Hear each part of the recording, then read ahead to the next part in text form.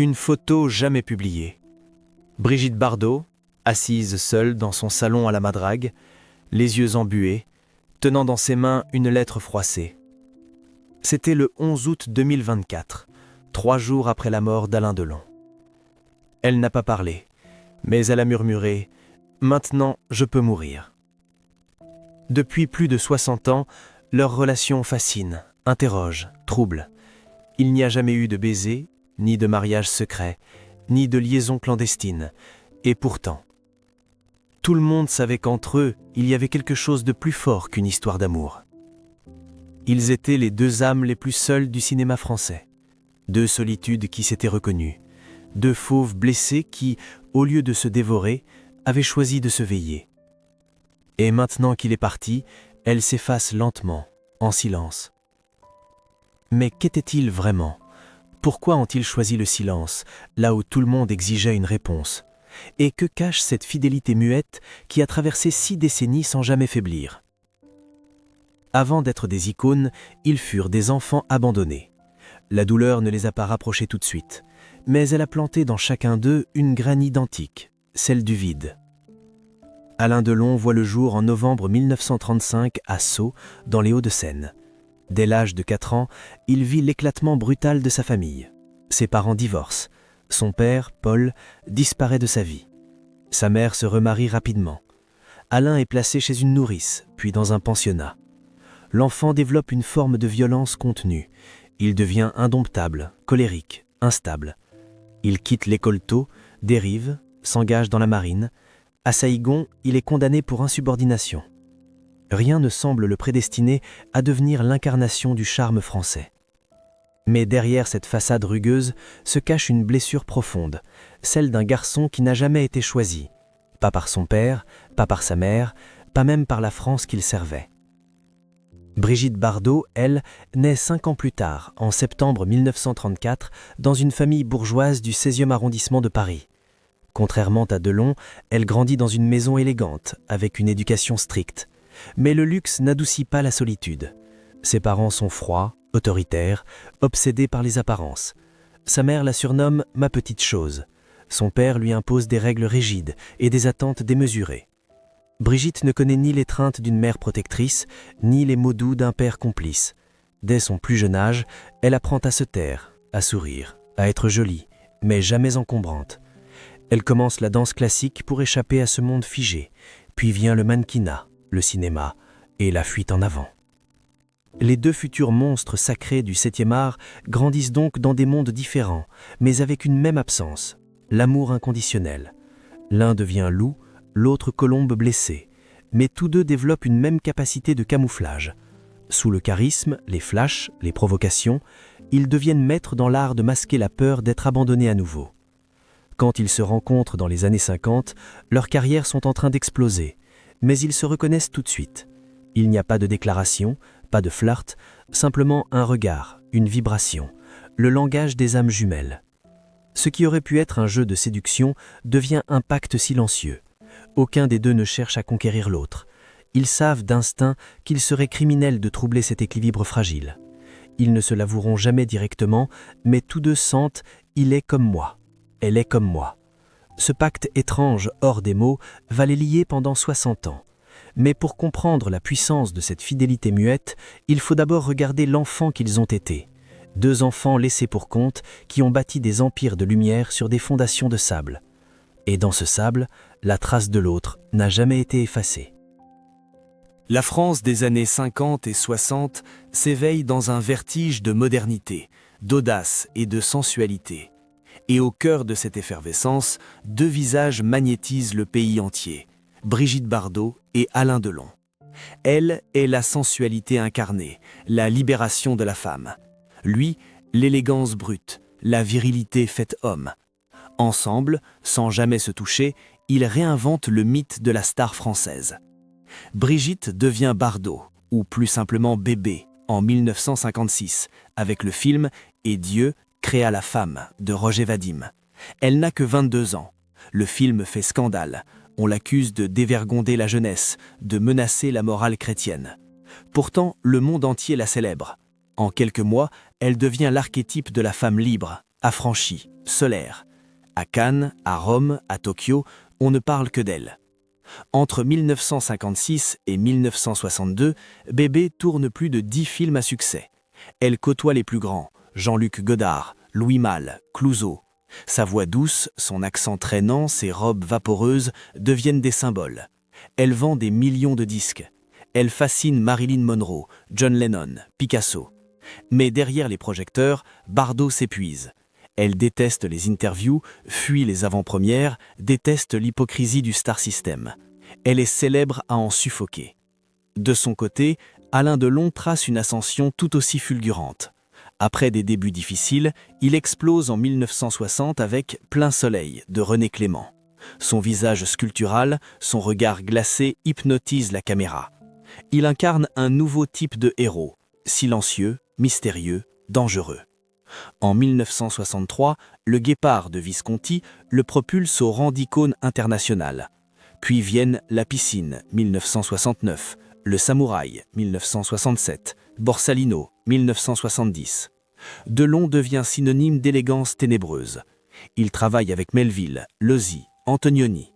Les chiffres parlent. 100 millions d'entrées cumulées en France, 92 films au total. Il reçoit un César d'honneur en 1995. Mais lui aussi sature. Il fuit les journalistes, les dîners, les faux sourires. Il ne veut plus jouer un rôle en dehors des plateaux.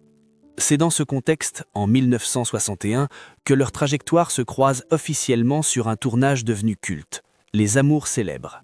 Le film, signé Michel Boiron, rassemble les deux stars au sommet de leur gloire. La presse s'emballe, les paparazzis campent devant les hôtels. On murmure qu'ils ne peuvent pas se résister. Tout le monde attend l'annonce d'un couple. Le film n'est même pas encore tourné que les magazines titrent « Bébé et Delon, le couple de l'année ». Mais sur le plateau, un autre scénario se joue. Bardot et Delon s'observent, se respectent, se frôlent, sans jamais s'approcher trop près. Il n'y aura ni flirt, ni escapade nocturne, juste une atmosphère dense, impénétrable. Même les techniciens sentent qu'il se passe quelque chose, mais quoi exactement, personne ne peut le dire. Un soir, un assistant aurait surpris une discussion entre eux, à voix basse. Delon aurait dit « Si je te désire, je te perds ». Et Bardot aurait répondu « Alors ne me touche jamais ». Vérité ou légende, peu importe. Ce qui compte, c'est que rien ne s'est passé et pourtant tout a commencé ce jour-là. Dans les décennies suivantes, les deux stars continueront d'éblouir, de choquer, de dominer l'écran. Mais quelque chose a changé. Depuis 1961, ils ne sont plus seuls. Ils se savent liés. Et même si le public ne comprend pas cette alchimie, elle devient évidente. Ils ne tournent plus ensemble, ils ne vivent pas ensemble, ils ne sortent pas ensemble. Et pourtant, chaque apparition de Bardot semble faire écho à Delon, et chaque silence de Delon semble résonner avec la solitude de Bébé. Le public, lui, se perd en conjectures. Certains y voient un amour caché, d'autres une stratégie médiatique. Mais les deux intéressés ne diront rien, jamais. Même après des décennies, ils garderont le mystère intact. C'est cette retenue absolue, ce refus de s'expliquer, qui va nourrir la fascination. Un couple sans contact, un lien sans nom, une fidélité sans déclaration. Et cette promesse non dite, scellée à l'âge d'or du cinéma, va les accompagner bien au-delà de la gloire. Le plus troublant dans leur relation, ce n'est pas ce qu'ils ont dit, mais ce qu'ils n'ont jamais dit. Alain Delon, dans une interview de 1985, répond à la question « Pourquoi n'avez-vous jamais été en couple avec Brigitte Bardot ?» Il lève les yeux, sourit vaguement, puis dit simplement « Il y a des femmes qu'on ne touche pas, sinon on les casse. » Silence. En 1999, Bardot, interrogé sur « les hommes de sa vie », cite Vadim, Gainsbourg, Charrier, mais lorsqu'on mentionne Delon, elle dit « C'est un chapitre à part, c'est un miroir, une partie de moi. » Elle ne développera pas, elle n'en a jamais ressenti le besoin. À travers les décennies, leurs chemins ne cessent de se croiser, sans jamais s'en mêler. Lors de grandes cérémonies, ils sont invités tous les deux, mais ne posent presque jamais ensemble. En 2000, au Festival de Cannes, ils se retrouvent dans le même salon privé. Des témoins racontent qu'ils se sont salués, longuement regardés, puis rien. Pas d'éclat, pas d'effusion. Comme si tout avait été déjà dit en silence. Certains journalistes parlent de relations platoniques, d'autres de pactes occultes, certains même de réincarnations croisées. Mais personne ne peut prouver quoi que ce soit. Des lettres, il y en a eu, plusieurs, jamais publiées, conservé par Brigitte Bardot jusqu'à sa mort. Des témoins proches affirment que Delon lui écrivait souvent, sans pathos, mais avec une tendresse tranchante, comme il savait le faire. Et elle lui répondait avec des mots bruts, parfois hargneux, mais toujours remplis de loyauté. Un détail obsède certains fans. Ni un ni l'autre ne s'est jamais moqué ou éloigné de l'autre, même quand le monde entier semblait se retourner contre eux. En 2003, Bardot fait scandale avec son livre « Un cri dans le silence », jugé raciste, xénophobe. Le tollé est national. Les condamnations tombent. Elle est isolée, vilipendée. Les anciens amis s'éloignent, sauf un, Alain Delon. Il déclare publiquement « Elle dit ce qu'elle pense, c'est rare, je la respecte ». A l'inverse, lorsque Delon est accusé de sympathie d'extrême droite ou critiqué pour sa complicité avec des figures controversées, Bardot ne condamne jamais. Elle répond « Alain n'est pas un politicien, il est un loup blessé qui grogne parfois, mais c'est mon frère ». Frère, c'est un mot qu'ils ont tous les deux utilisé. Et pourtant, ce lien va bien au-delà des conventions familiales. Il n'est pas charnel, il n'est pas romantique, il n'est pas fraternel. C'est un pacte, un fil invisible, une énigme partagée. Et un autre indice alimente les rumeurs. À plusieurs reprises, Delon a confié vouloir mourir dans les bras d'un être qu'il a aimé sans le toucher. Il n'a jamais nommé Bardot, mais pour ceux qui le connaissent, le doute n'est pas mince. Un assistant personnel de Delon, resté discret toute sa vie, aurait confié « Quand il allait mal, il n'appelait pas rarement ses enfants. Il appelait Brigitte. Et quand elle ne répondait pas, il attendait. Il ne la harcelait pas. Il savait qu'elle rappellerait. Le lien n'était pas quotidien. Il était sacré. Ils ne se parlaient pas toutes les semaines, parfois des mois sans nouvelles. Et pourtant, il savait. Si l'un tombait, l'autre le sentirait. Lors de l'hospitalisation de Delon en 2019 à la suite d'un AVC, Bardot envoie une lettre manuscrite à la clinique suisse. Elle n'apparaît pas, elle ne donne pas d'interview. Mais la lettre, selon une infirmière, disait « Reste Alain, je ne suis pas encore prête ». En 2022, dans une interview à Paris Match, Delon est fatigué, a vieilli. On l'interroge sur la mort, sur ses regrets, il dit cette phrase étrange « La seule chose que je regrette, c'est de ne pas avoir protégé plus tôt ». Là encore, aucun prénom, mais pour ceux qui suivent leur histoire, la cible est claire. Ce ne sont pas les preuves qui manquent, ce sont les certitudes. À chaque déclaration, à chaque silence, à chaque absence, le mystère s'épaissit. Tout est dit, sans être dit. Et si ces silences n'étaient pas un oubli, mais un choix, un langage à part, un refus de livrer au monde ce qui n'appartient qu'à eux. Delon, dans une de ses dernières interventions publiques, confiait « Le plus beau secret, c'est celui qu'on ne révèle jamais, même à soi-même ». Dans le tumulte de leur carrière, Brigitte Bardot et Alain Delon ont chacun affronté leur tempête. Mais c'est après la gloire, dans le silence des années qui passent, que la véritable érosion commence. Non pas brutale, mais insidieuse. Une disparition progressive, une mise à l'écart que seul l'autre semblait pouvoir adoucir. Pour Bardot, le retrait est presque volontaire. En 1973, à seulement 39 ans, elle annonce qu'elle quitte le cinéma. Elle a tout donné. 47 films, des dizaines de chansons, une image mythique. Mais derrière le glamour, elle est épuisée. J'étais vidée, salie, surexploitée. Elle fuit les plateaux, les médias et se replie à la Madrague, sa maison à Saint-Tropez, avec ses animaux comme unique consolation.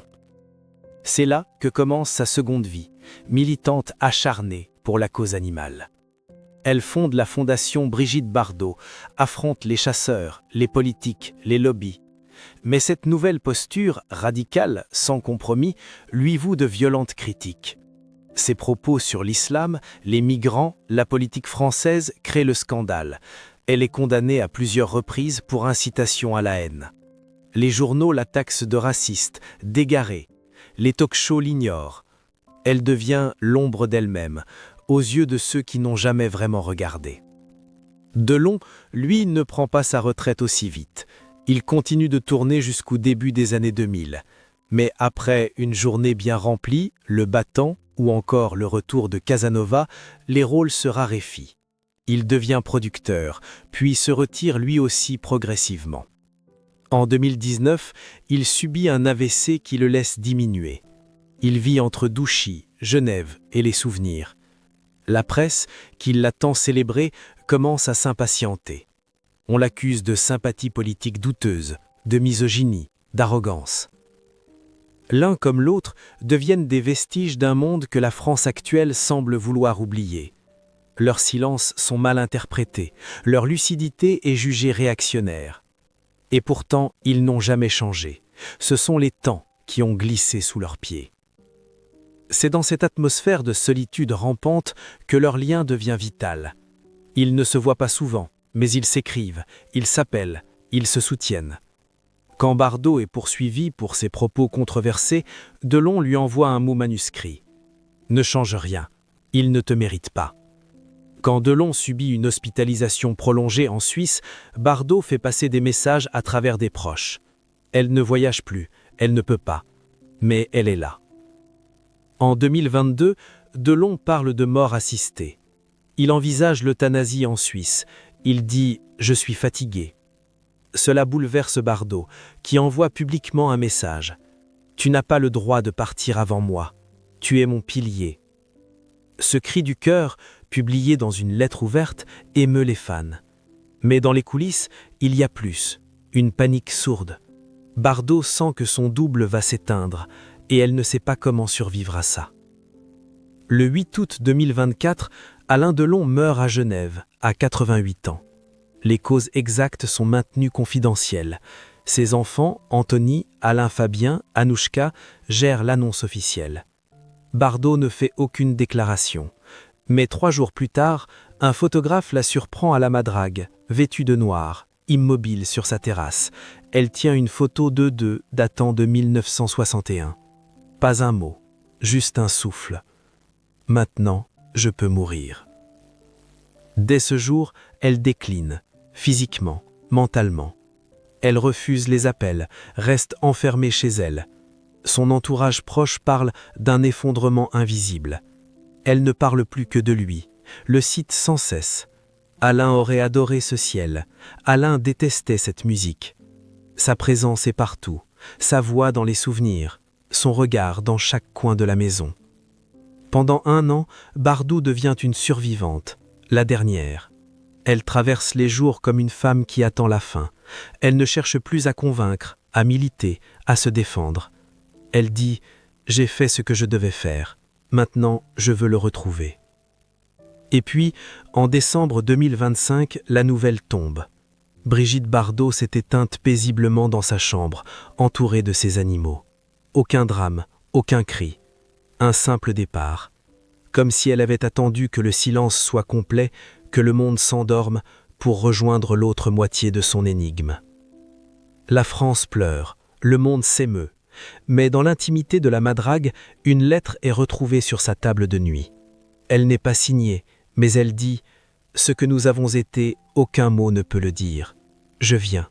Attends-moi. » Elle avait toujours fui les interviews de fin de vie, mais 1 an avant sa mort, Brigitte Bardot accepte de recevoir une équipe documentaire dans sa maison de la Madrague. Une seule condition, aucune question sur Alain Delon. Pendant des heures, elle parle des animaux, de ses combats, de ses blessures, mais à la fin de l'entretien, la réalisatrice ose. « Et lui? Vous pensez encore à lui ?» Bardot fixe l'objectif, longtemps, puis murmure « Il est là, il n'est jamais parti. » C'est la seule phrase, elle ne sera jamais coupée au montage. Le lien entre eux a toujours défié les mots, il n'a jamais été dit, il n'a jamais été avoué. Et pourtant, au fil des ans, des fragments de vérité ont été laissés comme des cailloux dans la forêt. Il fallait juste les ramasser. En 2014, Delon reçoit un prix honorifique à Paris. Il décline poliment, mais envoie un message écrit qui sera lu à la cérémonie. Le temps est un menteur. Il vous fait croire que les gens passent, mais certains restent. Ils vivent en vous, et vous vivez dans eux. Merci à celle qui m'a toujours regardé, même sans me voir. Le public applaudit, ému. Mais ceux qui connaissent l'histoire savent à qui ce message était adressé. Une assistante personnelle de Bardot, qui l'a accompagnée pendant 20 ans, révèle après sa mort « Chaque année, à la date de leur première rencontre, elle allumait une bougie. Elle disait « C'est notre jour silencieux ». Un autre proche, un vétérinaire de Saint-Tropez, raconte que Bardot lui avait confié en 2023 « Je n'ai jamais su si c'était de l'amour, mais je sais que je n'ai jamais aimé autrement. » Mais la révélation la plus bouleversante vient d'un petit carnet retrouvé sur sa table de nuit après sa disparition. Un journal intime fragmenté, jamais publié. Parmi les dernières lignes, écrites de sa main tremblante, cette phrase « Je crois que nous avons été amants dans une autre vie, et dans celle-ci, on s'est contenté d'être éternel. » Quant à Alain Delon, ses derniers mois furent silencieux.